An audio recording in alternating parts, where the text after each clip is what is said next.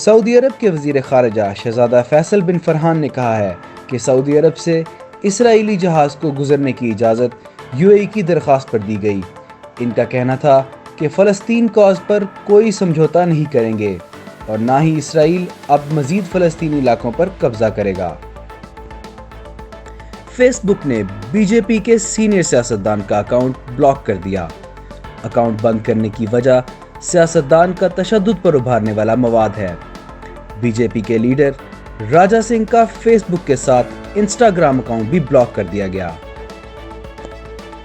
وزیر اعظم عمران خان نے بتایا کہ فوج کے ساتھ بہترین تعلقات ہیں اور فوج ہر طرح سے حکومت کے ساتھ کھڑی ہے۔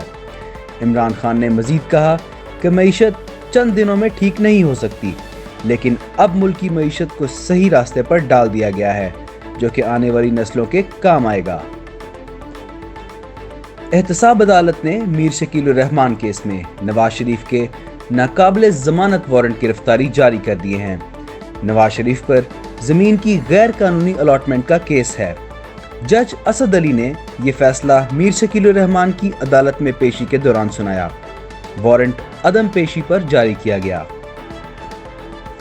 کراچی کماڑی آئل ٹرمینل پر لگی آگ سے 3 افراد جھلس گئے۔